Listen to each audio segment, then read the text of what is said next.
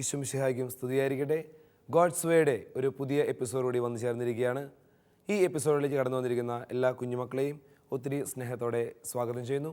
അതോടൊപ്പം തന്നെ ഞങ്ങളോടൊപ്പമായിരിക്കുന്ന, ഞങ്ങളുടെ കൂടെ കളിക്കുന്ന, ചിരിക്കുന്ന, ഞങ്ങളെ പ്രോത്സാഹിപ്പിക്കുന്ന, ഞങ്ങളെ ഏറ്റവും ഇഷ്ടപ്പെട്ട പ്രേക്ഷകരെയും ഒത്തിരി സ്നേഹത്തോടെ ഗോഡ്സ് വേയിലേക്ക് സ്വാഗതം ചെയ്യുന്നു. Price the Lord. Hallelujah. Hallelujah. സുഖാണോ? സുഖാണോ? സന്തോഷാണോ? സന്തോഷമാണോ? ഓക്കെ. തൊട്ടടുത്തേക്കുന്ന ആളോട് ഒരു ഷെയ്ക്കൻ്റെ കൊടുത്ത് ചോദിച്ചേ സുഖമാണോ എന്ന് ചോദിച്ചേ. Okay okay okay. എന്നിട്ട് ചോദിക്കണം, കയ്യൊക്കെ കൊടുത്ത് വേണ്ടി ചോദിക്കണം, ഇങ്ങനെയൊക്കെ പോയാൽ മതിയോ എന്ന് ചോദിച്ചേ. അങ്ങനെ അങ്ങനെയല്ലേ ചോദിക്കണ്ടേ, ഇങ്ങനെയൊക്കെ പോയാൽ മതി, നല്ലോണം പോകണ്ടേ, നല്ല സൂപ്പർ, അങ്ങനെ ചോദിച്ചാൽ അങ്ങോട്ടും ഇങ്ങോട്ടൊക്കെ. Okay. Praise the Lord. Hallelujah. Hallelujah. ഒരു വിശേഷമൊക്കെ ചോദിക്കാൻ പറയുമ്പോൾ അങ്ങോട്ട് സിമ്പിളായിട്ട് ചോദിക്കുക. അങ്ങനെ ഇങ്ങനെയൊക്കെ പോയാൽ മതിയോ? മതി. ഇരണ്ട യാന്ത്രികമാവരുത്. Okay. Praise the Lord. Hallelujah. സ്കൂളൊക്കെ എങ്ങനെ പോകുന്നു? സ്കൂളൊക്കെ നന്നായി പോകുന്നു. പഠനമൊക്കെ എങ്ങനെ പോകുന്നു? നന്നായി പോകുന്നു. നമ്മുടെ കാര്യമാണ് ചോദിക്കണേ, നിങ്ങളുടെ കാര്യമാണ് ചോദിക്കണേ. നമുക്ക് ഈ എപ്പിസോഡിൽ ഒരു കൊച്ചു പ്രാർത്ഥനയോടെ തന്നെ ആരംഭിക്കാം. ഒരു കൊച്ചു പാട്ടൊക്കെ നമ്മൾ പഠിക്കാൻ പോവാണ്. അതിനു മുൻപ് ഒരു നിമിഷം കണ്ണുകൾ അടച്ചുകൊണ്ട് നമ്മുടെ പഠിക്കുന്ന സ്കൂളുകളെ ഒന്ന് സമർപ്പിക്കാം ദൈവകരങ്ങളിലേക്ക്. പ്രത്യേകമായി സ്കൂളിലൂടെ നന്മയാണ് ദൈവം ആഗ്രഹിക്കുന്നത്. പക്ഷേ ഇന്ന് സ്കൂളുകളിലൂടെ നടക്കുന്നത് ഒത്തിരി അശ്ലീലമായ കാര്യങ്ങൾ, ചീത്തയായ കാര്യങ്ങളിലേക്കാണ് കുഞ്ഞുങ്ങൾ ഒത്തിരി അധികം പോകുന്നത്. ചീത്തയായ CD-കൾ, സിനിമകൾ, മൊബൈൽ ഫോണുകൾ, പുസ്തകങ്ങൾ, ചീത്തയായ കാഴ്ചകൾ, അങ്ങനെ ഒത്തിരി കാര്യങ്ങൾ സ്കൂളുകളിൽ തിന്മയുടെ ഒരു വലിയ കൂടാരമായിക്കൊണ്ടിരിക്കുകയാണ് ഓരോ സ്കൂളുകളും. അതുകൊണ്ട് ഓ ദൈവമേ, ഞങ്ങളുടെ കൊച്ചു കൂട്ടായ്മകളിലേക്ക്, ഞങ്ങളായിരിക്കുന്ന ഞങ്ങളുടെ സ്കൂളുകളിലേക്ക്, ഞങ്ങൾ പ്രവർത്തിക്കുന്ന രംഗങ്ങളിലേക്ക് നീ കടന്നു വരണമേ. ദുശീലങ്ങളിലേക്ക് കടന്നു പോകുന്ന എല്ലാ കുഞ്ഞുങ്ങളെയും ദൈവത്തിൻ്റെ സ്വന്തമാക്കണമേ എന്ന് പ്രാർത്ഥിക്കാം. Okay. Praise the Lord. Hallelujah. നിങ്ങൾക്ക് നല്ല കുട്ടികളാണല്ലേ? ചീത്ത ദുശീലങ്ങളൊന്നും ഇല്ലാന്നാണല്ലേ? ചീത്തയായ ശീലങ്ങളൊന്നും ഇല്ലാന്നാണല്ലേ? ആ ഓക്കെ. അപ്പോൾ നമ്മളൊരു പുതിയ പാട്ട് പഠിക്കാൻ പോവാണ്. പാട്ട് ഒരു ഇംഗ്ലീഷ് പാട്ടാണ്. അതിൻ്റെ വരികൾ എങ്ങനെയാണ്? It's great thing to praise the lord എന്ന് പറഞ്ഞേ. It's great thing to praise the Lord. Walking in the light of the Lord.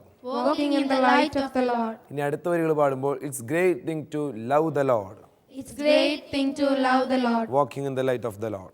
Walking in the light of the Lord. It's great thing to save the Lord.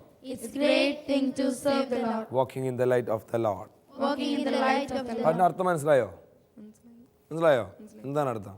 ദൈവത്തെ സ്തുതിക്കുന്നതും സ്നേഹിക്കുന്നതും ദൈവത്തിന് വേണ്ടി സേവനം നടത്തുന്നതും നല്ല കാര്യമാണ്. Okay, നമുക്ക് ചെയ്യാം, സേവനം ചെയ്യാം, ദൈവത്തോടൊപ്പം ആയിരിക്കാം. Okay. Walk in the light of the Lord എന്ന് പറഞ്ഞാൽ ദൈവത്തിൻ്റെ വെളിച്ചമുള്ള പാതയിലൂടെ നമുക്ക് നടക്കാം. ഓക്കെ, നമുക്കൊന്ന് എഴുന്നേറ്റ് നിന്ന് പാട്ട് പഠിക്കുകയും ചെയ്യാം, അതോടൊപ്പം തന്നെ ചെറിയൊരു ആക്ഷൻ ചെയ്യാം. ഓക്കെ. മൈക്കിലൂടെ പാടണം, നല്ല സ്ട്രോങ് ആയിട്ട് പാടണം. Okay. It's great thing to praise the Lord കാണിച്ചേ. It's great thing to praise the Lord. അടുത്ത വരികൾ എങ്ങനെയാണ്? 3 പ്രാവശ്യം പാടണം. അത് 3 ട്യൂൺ എങ്ങനെയാണ്? It's great thing to praise the Lord.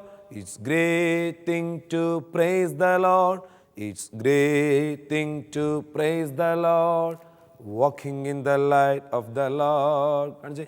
It's great thing to praise the Lord. It's great thing to praise the Lord. It's great thing to praise the Lord. ഈ walking എന്ന് പറയുമ്പോൾ ചെയ്യേണ്ടത് walking in the light of the Lord കാണിച്ചേ. Walking in the light of the Lord. Lord. Okay. ഇനി അടുത്ത വരികൾ തന്നെയാണ്.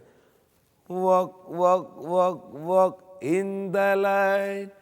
Walk walk walk walk in the light. Walk, walk, walk, walk in the light. Walking in the light of the Lord. Walk, walk, walk, walk in the light. Walk, walk, walk, walk in the light. Walk, walk, walk, walk in the light. walking in the light of the Lord. അടുത്തെന്താ? It's great thing to love the Lord. Okay, അടുത്ത് it's great thing to save the Lord എന്ന് പറയുമ്പോൾ ഷെയ്ഖൻ്റെ കൊടുക്കണം.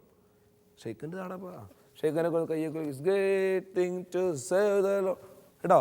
Okay, ചിരിച്ച മുഖമായിട്ട് ഷെയ്ഖൻ്റെ കൊടുത്ത് പാടണം. Are you ready?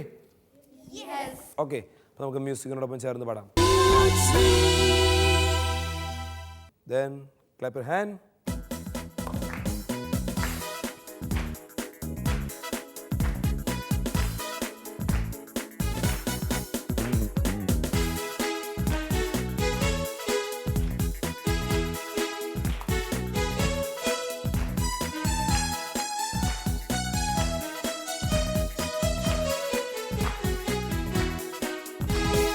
Great thing to praise the Lord.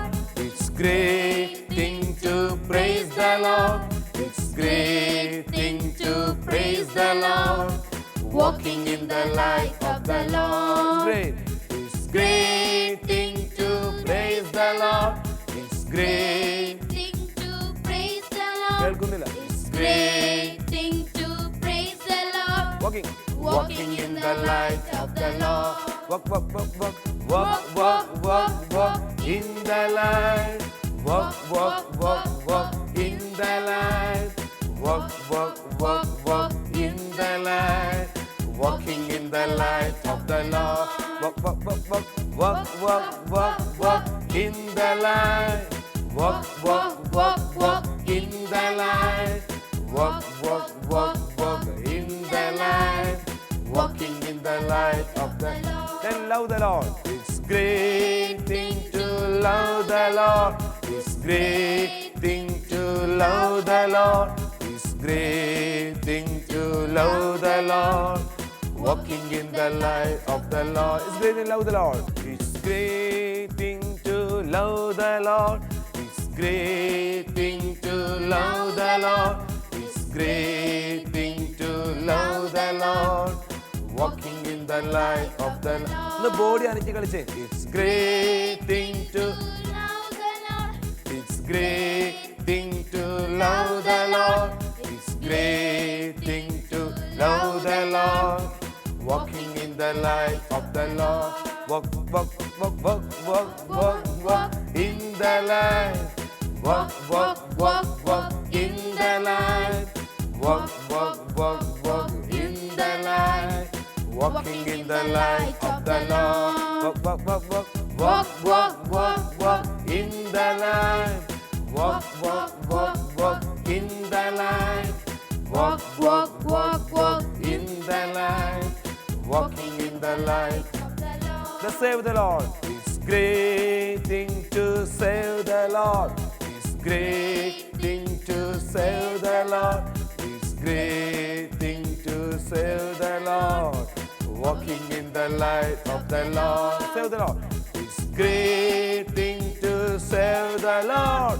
It's great thing to save the Lord. It's great thing to save the Lord. Walking in the light of the Lord. Walk in the light. Walk in the light. Walk In the light. walking in the light of the Lord. Hello, speed padam.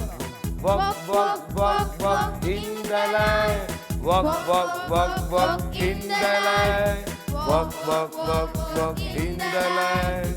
Walking in the light of the Lord. മതി, ഇതിലും കൂടി സ്പീഡായി ചിലപ്പോൾ പിടിച്ചാൽ കിട്ടില്ല, അതുകൊണ്ടാണ്. ഒരു നിമിഷം കണ്ണുകൾ അടയ്ക്കാവോ എല്ലാവരും? കൈകളൊന്ന് നെഞ്ചോട് ചേർത്ത് വയ്ക്കാവോ? ഓക്കെ, കണ്ണുകൾ അടയ്ക്കാം. നമുക്ക് മനസ്സൊന്ന് പറയാം, I love you Jesus, I love you Jesus, I love you Jesus. Okay, ഇരിക്കാം.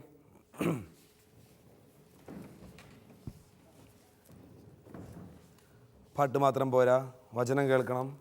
ഈശോ എന്താണെന്ന് മനസ്സിലാക്കണം നമ്മൾ. ഈശോ എന്താണ് നമ്മളോട് പറയാൻ ആഗ്രഹിക്കുന്നത് അറിയണം നമ്മൾ. അതുകൊണ്ട് നമുക്ക് കുറച്ച് നേരം വചനം കേൾക്കാം. വചനം നമുക്ക് പങ്കുവയ്ക്കാനായിട്ട് വന്നിരിക്കുന്നത് ബോണിച്ചേട്ടനാണ്. അറിയോ ബോണിച്ചേട്ടനെ? ചില എപ്പിസോഡുകളിൽ കണ്ടു പറഞ്ഞു പോയ മുഖമാണ് ബോണിച്ചേട്ടൻ്റെ. അപ്പോൾ നമുക്ക് ബോണിച്ചേട്ടനെ നമ്മുടെ ഗോഡ്സ് വേയിലേക്ക് നമുക്ക് വെൽക്കം ചെയ്യാം. എങ്ങനെ വെൽക്കം ചെയ്യും? ഈ പ്രാവശ്യം ഒരു വെറൈറ്റി വെൽക്കമാണ്. ഇതൊരു ഫ്രണ്ട്ഷിപ്പ് വെൽക്കം ആണെന്ന് പറയും. ഫ്രണ്ട്ഷിപ്പ് വെൽക്കം ഗോ എന്ന് പറഞ്ഞാൽ എല്ലാവരും ഷോൾഡറിൽ കൈകളിടണം. എന്ത് ചെയ്യണം? കൈകളിടണം. എന്നിട്ട് അടുത്ത് നിൽക്കണം എല്ലാവരും. എന്നിട്ട് കൈ ഇങ്ങനെ ഇട്ടിട്ട് അവരുടെ എവിടെയാണോ കൈ വെച്ചത് അതിൻ്റെ മുകളിൽ കൈ ഇങ്ങനെ കാണിക്കണം. മനസ്സിലായോ? ഒരു ഉദാഹരണം കാണിച്ചത് കൂട്ടുകാരൊന്നും ഇവിടെ വരുമോ? ഇങ്ങനെ വന്നു. ഓക്കെ, കൈ ഇങ്ങനെ നമ്മളിങ്ങനെ എൻ്റെ തോളത്ത് കൈ ഇടാവോ? അങ്ങോട്ട് എന്നിട്ട് ഈ കൈ കൊണ്ട് ഇവിടെ ഇങ്ങനെ കാണിക്കണം. ഞങ്ങളിങ്ങനെ കാണിക്കും എല്ലാവരും. ഓക്കെ, ഇതൊരു ഫ്രണ്ട്ഷിപ്പ് ഒരു വെൽക്കാണ് ചെയ്യാൻ പോകുന്നത്. ഓക്കെ, അപ്പോൾ എല്ലാവരും ഷോൾഡർ കൈകളിടുക. അതിനുശേഷം കൈ ഇങ്ങനെ വെച്ചിട്ട് വെൽക്കം ചെയ്യണം. ഓക്കെ, അത് റെഡി? ഓക്കെ, നമുക്കൊന്ന് നോക്കാം. എഴുന്നേറ്റ് എന്നാലും നമുക്ക് എഴുന്നേറ്റ് വെൽക്കം ചെയ്യാം അല്ലേ? ഓക്കെ, ഷോൾഡറോട് കൈകളിടാം. കൈ കാണണം, കുറച്ചുകൂടെ അടുത്ത് നിന്നോ, കുഴപ്പമില്ല നിങ്ങളെല്ലാവരും. എന്നിട്ട് കൈ ഇങ്ങനെ അതിൻ്റെ ഉള്ളിൽ കൂടെ കൈയിട്ട് ഇങ്ങനെ കാണിക്കണം. ഫ്രണ്ട്ഷിപ്പ് വെൽക്കം കേട്ടോ. Okay, then friendship welcome go എന്ന് പറയുമ്പോൾ പെട്ടെന്ന് കൈ ഇടുന്നു. ഓക്കെ, കൈ താഴെ ഇടാം. ഓക്കെ, എന്തായാലും ഇപ്പോൾ ഇരിക്കുക. നമുക്ക് ബോണിച്ചേട്ടൻ വരുന്നതിന് മുൻപ് ഞാൻ പറയും ഫ്രണ്ട്ഷിപ്പ് വെൽക്കം ഗോ എന്ന് പറയുമ്പോൾ അടുത്ത് നിൽക്കണം. അല്ലെങ്കിൽ കഴുത്തിൽ കിടന്ന് മാന്തിയിട്ട് കാര്യമില്ല. കഴുത്തിനപ്പുറത്ത് കൈ ഇട്ടിട്ട് ഇങ്ങനെ ഉയർത്തി കാണിക്കാൻ പറ്റണം. ഓക്കെ, ശരി, നമുക്ക് ബോണിച്ചേട്ടനെ വിളിക്കാം. ഓക്കെ, അപ്പോൾ നമുക്ക് ബോണിച്ചേട്ടനെ വിളിക്കാം. അപ്പോൾ നമ്മൾ ഒരു ക്ലാപ്പ് പഠിച്ചു. ഇതൊരു ക്ലാപ്പ്, ഫ്രണ്ട്ഷിപ്പ് ക്ലാപ്പ് എന്നാണ് പറഞ്ഞത് അല്ലേ? ഓക്കെ, അപ്പോൾ നമ്മളെല്ലാവരും എഴുന്നേറ്റ് നിൽക്കുകയാണ്. പുസ്തകം സാധനങ്ങളൊക്കെ അവിടെ താഴെ വയ്ക്കുക. ഫ്രീ ആയിട്ട് നിൽക്കാം. അതിനുശേഷം ഞാൻ ഫ്രണ്ട്ഷിപ്പ് ക്ലാപ്പ് ഗോ എന്ന് പറയുമ്പോൾ ഉടനടി എല്ലാവരും അടുത്തേക്ക് നിൽക്കുന്നു, കെട്ടിപ്പിടിക്കുന്നു. അതിനുശേഷം നമ്മൾ കൈ കൊണ്ട് ഇങ്ങനെ ഹായ് എന്ന് കാണിക്കുന്നു. ഓക്കെ ഓക്കെ, ശരി. Friendship clap go.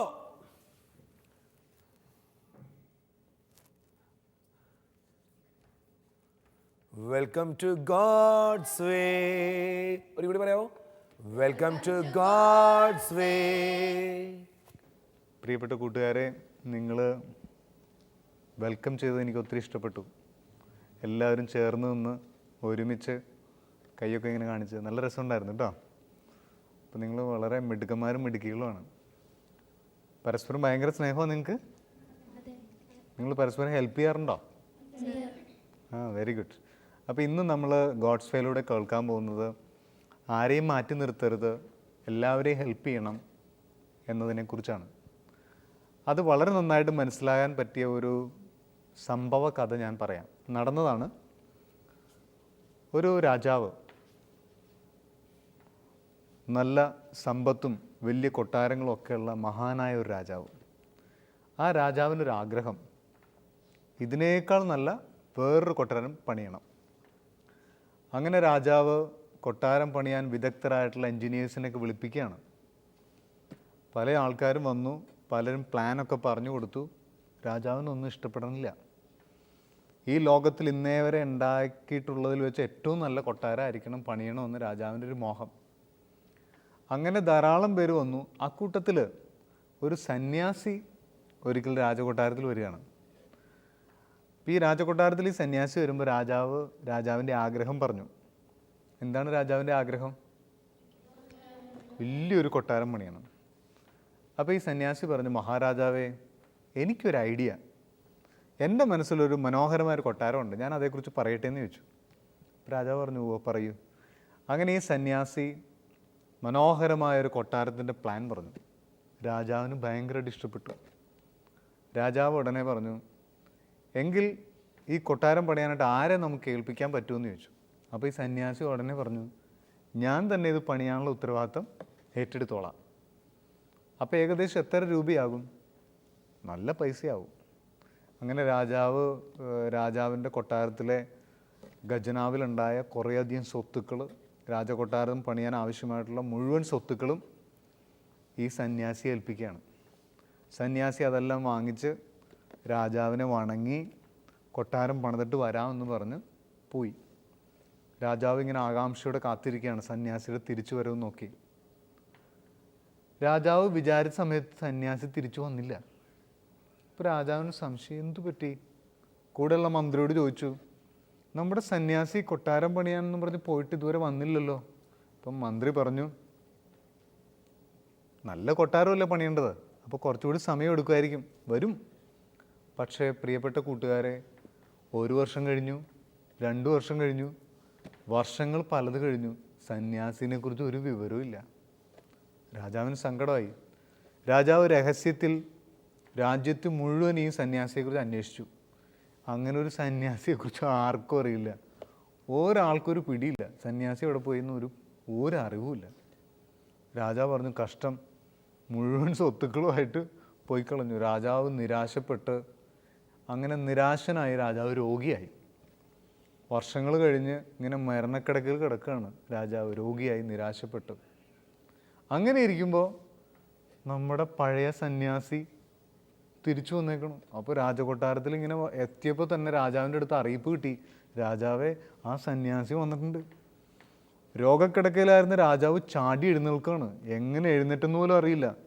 എഴുന്നേറ്റിട്ട് ഉടനെ വരാൻ പറയൂ. സന്യാസി വന്നു. സന്യാസി താണു വണങ്ങി, രാജാവേ, മഹാരാജാവേ, ക്ഷമിക്കണം, അങ്ങ് പറഞ്ഞ കൊട്ടാരം പണിതെടുക്കാൻ ഇത്രയും നാൾ പിടിച്ചു. അപ്പോൾ രാജാവ് ചോദിച്ചു, പണി കഴിഞ്ഞോ? ഉവ്വ്, പണി കഴിഞ്ഞു. മനോഹരമായ രാജകൊട്ടാരം പണിതിട്ടാണ് ഞാൻ വന്നിരിക്കുന്നത്. ഉടനെ രാജാവ് പറഞ്ഞു, എനിക്ക് അങ്ങനെയാണെങ്കിൽ ഉടനെ അത് കാണണം എന്ന് പറഞ്ഞ് തീരെ വയ്യാത്ത രാജാവ് ഇങ്ങനെ കഷ്ടപ്പെട്ട് എഴുന്നേക്കാൻ ശ്രമിച്ചു. ഉടനെ ഈ സന്യാസി പറഞ്ഞു, അങ്ങ് കാണാൻ തിടുക്കം കൂട്ടണ്ട, അങ്ങ് അവിടെ ഇരിക്കൂ, ഞാൻ പറയാം. അതെന്താ? കണ്ണുകൊണ്ട് കാണാൻ പറ്റിയ കൊട്ടാരമല്ല ഞാൻ പണിതിരിക്കുന്നത്. രാജാവിനൊരു സംശയം, കണ്ണുകൊണ്ട് കാണാൻ പറ്റാത്ത കൊട്ടാരമോ? എന്താണ് സന്യാസി നിങ്ങൾ പറയണത്? ഉടനെ സന്യാസി പറഞ്ഞു, ഞാൻ പണിതിരിക്കുന്ന കൊട്ടാരം കണ്ണുകൊണ്ട് കാണാൻ പറ്റില്ല, എന്നാൽ മനോഹരമാണ്. അതെന്ത് കൊട്ടാരമാണത്? ഉടനെ സന്യാസി പറയാണ്, അങ്ങ് എനിക്ക് തന്ന പൈസ മുഴുവൻ ഈ രാജ്യത്തുള്ള പാവപ്പെട്ട ആൾക്കാർക്ക് ഞാൻ കൊണ്ടു കൊടുത്തു. ദരിദ്രരായിട്ടുള്ള മനുഷ്യർക്ക് കൊണ്ടു കൊടുത്തിട്ട് പറഞ്ഞു, ഇത് മഹാരാജാവ് നിനക്ക് തന്ന സമ്മാനമാണെന്ന് പറഞ്ഞ് പാവപ്പെട്ട മനുഷ്യരെ തേടി പിടിച്ച് ഞാൻ എല്ലാവരുടെ കയ്യിലും ആ കാശ് മുഴുവൻ കൊടുത്തു. അവരുടെ ഹൃദയമാകുന്ന കൊട്ടാരത്തിൽ രാജാവ് എന്നും ഉണ്ടാവും. ശരിക്കും രാജാവ് വാഴേണ്ടത് കല്ലും മണ്ണും കൊണ്ട് പണിത ഇതുപോലത്തെ കൊട്ടാരത്തിലല്ല, ഒരിക്കലും അഴുകിപ്പോകാത്ത മനുഷ്യ ഹൃദയങ്ങളാകുന്ന കൊട്ടാരത്തിലാണ് രാജാവ് വാഴേണ്ടത്. ആ കൊട്ടാരത്തിൽ നിന്ന് ആർക്കും രാജാവിനെ പറിച്ചെടുത്ത് മാറ്റാൻ പറ്റില്ല. രാജാവ് ഇപ്പോഴുള്ള ഈ കൊട്ടാരത്തിൽ നിന്ന് രാജാവിനെ പറിച്ചെടുത്തുകൊണ്ട് പോകും. രാജാവ് മരിച്ചു കഴിഞ്ഞാൽ രാജാവിൻ്റെ ദേഹം പോലും ഇവിടെ നിന്ന് എടുത്തു മാറ്റി ദഹിപ്പിച്ചു കളയും. വേറെ ആൾക്കാർ ഈ കൊട്ടാരം സ്വന്തമാക്കും. പക്ഷെ ഞാൻ അങ്ങേക്കായി പണിതിരിക്കുന്ന കൊട്ടാരത്തിൽ നിന്ന് ആർക്കും അങ്ങയെ പറഞ്ഞേക്കാൻ പറ്റില്ല. രാജാവിൻ്റെ കണ്ണ് നിറയാണ്. രാജാവ് പറഞ്ഞു, ഓ മഹാനായ സന്യാസി, അങ്ങാണ് ഞാൻ ഏത് കൊട്ടാരത്തിലാണ് വസിക്കേണ്ടതെന്ന് എനിക്ക് പറഞ്ഞു തന്നത്. അങ്ങനെ പറഞ്ഞുകൊണ്ട് രാജാവ് പറഞ്ഞു, ഞാൻ ആ ഹൃദയമാകുന്ന കൊട്ടാരത്തിലേക്ക് യാത്രയാവട്ടെ.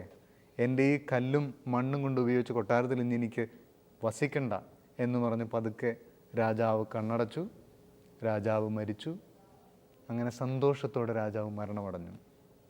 പ്രിയപ്പെട്ട കൂട്ടുകാരെ, ഈ സന്യാസി ആരാണെന്നറിയാവോ? നിങ്ങൾക്ക് എല്ലാവർക്കും അറിയാവുന്ന ഒരാളാണ് ഈ സന്യാസി. ഇതൊരു ചരിത്ര കഥയാണ്. ഈ സന്യാസിയാണ് നമ്മുടെ തോമാസ് ലീഹ. ഈ രാജാവാണ് ഗോണ്ടഫോറസ് മഹാരാജാവ്. ഇത് ചരിത്ര സംഭവമാണ്, ഇങ്ങനെ നടന്നിട്ടുണ്ട്. അതിനുശേഷം രാജാവും കുടുംബ അംഗങ്ങളും എല്ലാവരും ക്രിസ്ത്യാനികളായി എന്നാണ് ചരിത്രം പറയുന്നത്. മഹാനായ ഈ രാജാവ് തങ്ങളുടെ കുടുംബാംഗങ്ങൾക്കെല്ലാം മാതൃകയായി മരണമടയുന്നു. ഈ സന്യാസവര്യൻ, ഈ തോമസ് ലീഹ ഈ കഥയിലൂടെ നമ്മളെ പഠിപ്പിക്കുന്നത് എന്താണ്? ഈ സംഭവത്തിലൂടെ എന്താണ് തോമസ് ലീഹ നമ്മളോട് പറയണത്? നമ്മൾ മറ്റുള്ളവരെ സഹായിക്കുമ്പോൾ അവരുടെ ഹൃദയത്തിൽ നമ്മൾ ആരായിത്തീരും? രാജാവായിത്തീരും. എന്നും വസിക്കുന്ന രാജാവായി. പ്രിയപ്പെട്ട മക്കളെ, ഈശോയും ഇതുതന്നെയാണ് നമ്മളെ പഠിപ്പിക്കുന്നത്. മറ്റുള്ളവരെ സഹായിക്കണം, ദരിദ്രരെ സഹായിക്കണം. അവർക്ക് തിരിച്ചു തരാനൊന്നും ഉണ്ടാവില്ല. അവർക്ക് തിരിച്ചു തരാനുള്ളത് എന്താണ്? അവരുടെ ഹൃദയത്തിൽ എപ്പോഴും നമ്മളുണ്ടാവും, സഹായിക്കുന്നവരുണ്ടാവും. ഞാൻ ഓർക്കുകയാണ്, എൻ്റെ കുഞ്ഞുനാളിൽ ഞാൻ സ്കൂളിൽ പഠിക്കുന്ന സമയത്ത് ദാരിദ്ര്യത്തിലൂടെയാണ് ഞാൻ വളർന്നു വന്നത്. ഞാൻ 7ാം ക്ലാസ്സിൽ പഠിക്കുന്ന സമയത്ത് സ്കൂളിൽ യൂണിഫോം വാങ്ങിക്കാനായിട്ട് വീട്ടിൽ പൈസയില്ല. അങ്ങനെ ഞങ്ങളുടെ ക്ലാസ്സിൽ 4-5 കുട്ടികൾക്ക് മാത്രം യൂണിഫോം ഇല്ല. അതിലൊരാളാണ് ഞാൻ. ഒത്തിരി ശ്രമിച്ചു, എന്നിട്ടും പറ്റിയില്ല വീട്ടിൽ. അപ്പോൾ എല്ലാ ദിവസവും യൂണിഫോം ഇടാത്ത ആൾക്കാരെ എഴുന്നേൽപ്പിച്ച് നിർത്തുമ്പോൾ 7ാം ക്ലാസ്സിൽ പഠിക്കുന്ന സമയത്ത് ഞാനും എഴുന്നേറ്റ് നിൽക്കും.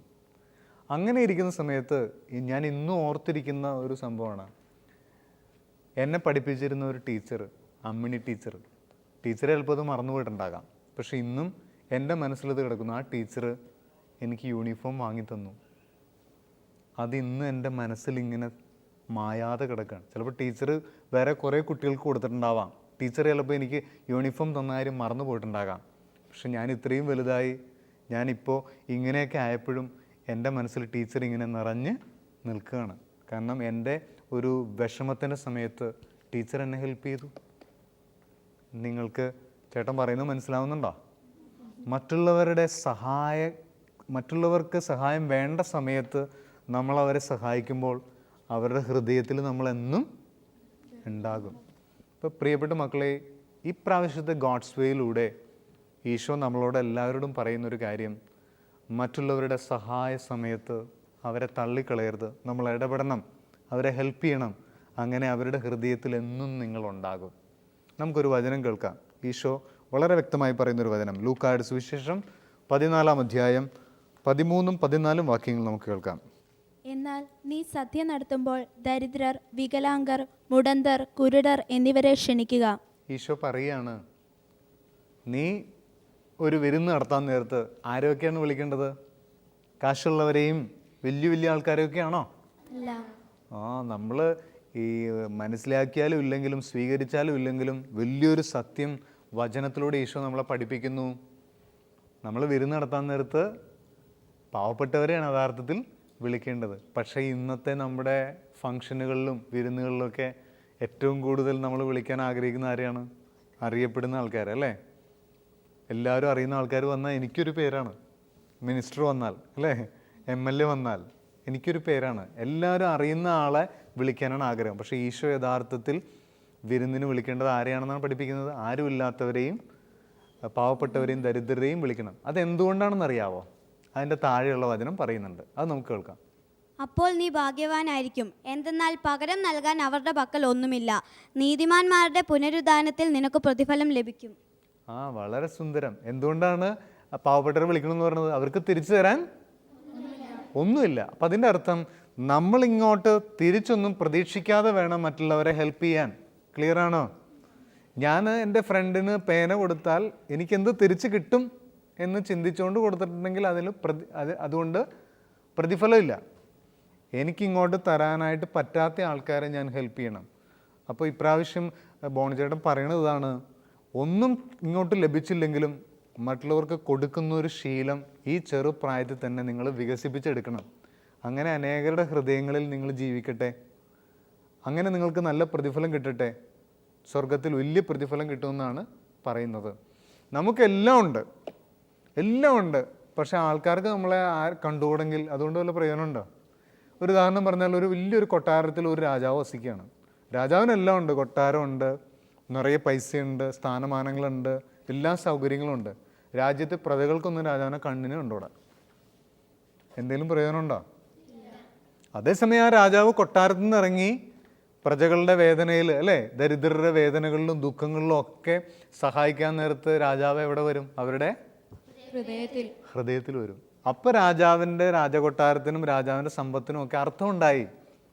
നിങ്ങൾക്കെല്ലാം ഉണ്ട്, നിങ്ങൾ നന്നായിട്ട് പഠിക്കും, നിങ്ങൾക്ക് നല്ല ബുദ്ധിയുണ്ട്, നിങ്ങൾ ക്ലാസ്സിൽ ഫസ്റ്റ് ആയിരിക്കാം. പക്ഷേ ക്ലാസ്സിലുള്ള ഒരു കുഞ്ഞിന് പോലും നിങ്ങളെ കണ്ണിന് കണ്ടോടാം. വല്ല പ്രയോജനമുണ്ടോ? നിങ്ങൾക്ക് ആർക്കും ഒരു ഉപകാരം ചെയ്യുന്നില്ല. നിങ്ങളുടെ വീട്ടിൽ എല്ലാ സൗകര്യങ്ങളും ഉണ്ടാകാം, നിങ്ങളുടെ വീടിനെ കൊണ്ടും നിങ്ങളെ കൊണ്ടും അവിടെയുള്ള ഒരാൾക്കും ഒരു പ്രയോജനമില്ല. അങ്ങനെയാണെങ്കിൽ നിങ്ങളെ കൊണ്ടും നിങ്ങളുടെ വീടിനെ കൊണ്ടും എന്തെങ്കിലും അർത്ഥമുണ്ടോ?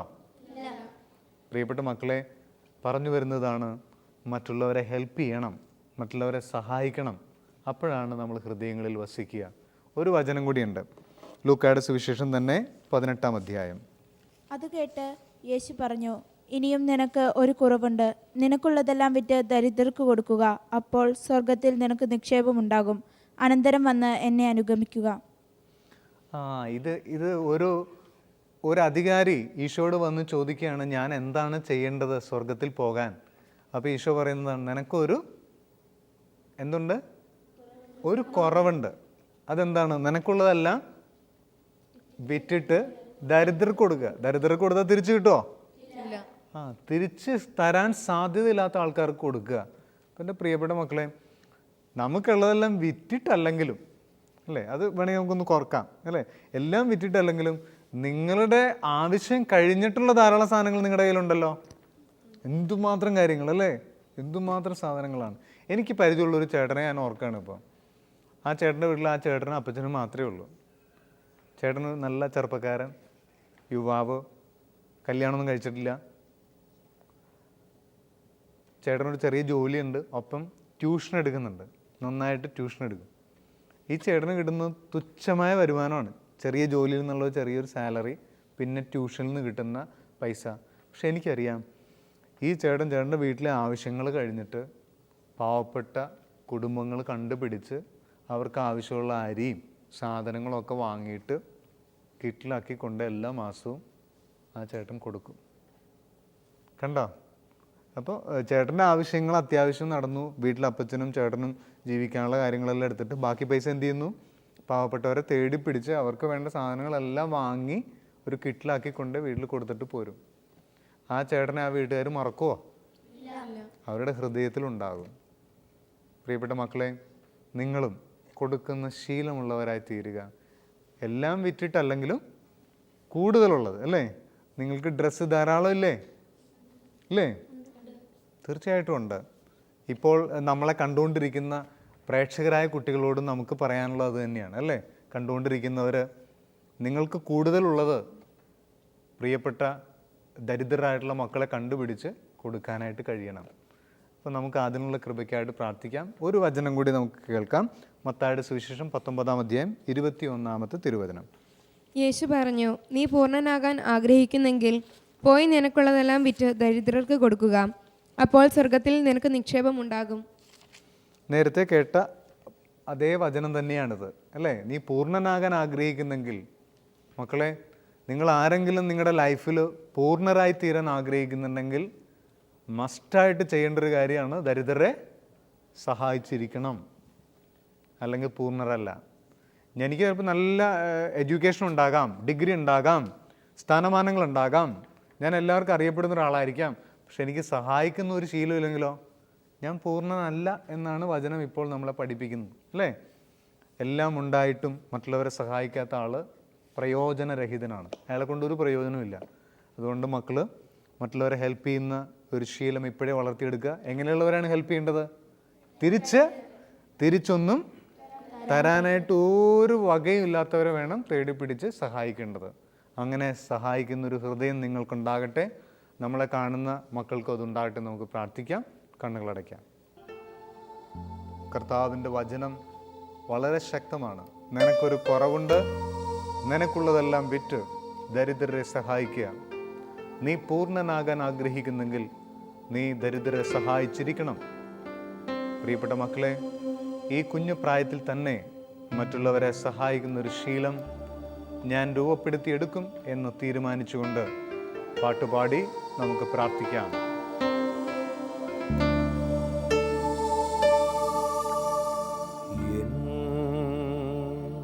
പ്രിയനേ യേശുവേ രക്ഷകാ, എൻ പ്രിയനേ യേശുവേ രക്ഷകാ, നിൻ കരമെൻ ശുദ്ധി ചെയ്കന്നേ, നിൻ കരമെൻ മേൽ വയ്ക്കാൻ ശുദ്ധി ചെയ്കന്നേ, എൻ പ്രിയനേ യേശുവേ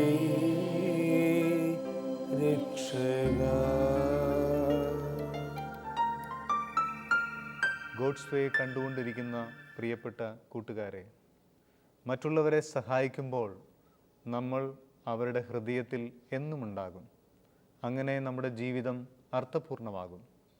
നിങ്ങൾക്കേവർക്കും അപ്രകാരം ദരിദ്രരെ സഹായിക്കാനും അവരുടെ ഹൃദയത്തിൽ എന്നുമായിരിക്കാനും കഴിയട്ടെ. അടുത്ത ഗോഡ്സ് വേയിൽ വീണ്ടും കാണുന്നവരെ ഏവർക്കും നന്ദി. ഈശോ മിശിഹായ്ക്കും സ്തുതിയായിരിക്കട്ടെ. It's great thing to praise the Lord. It's great thing to praise the Lord. It's great thing to praise the Lord. Walking in the light of the Lord. It's great thing to praise the Lord. It's great thing to praise the Lord. കേൾക്കുന്നില്ല. It's great thing to praise the Lord. Walking Walking in the light of the Lord.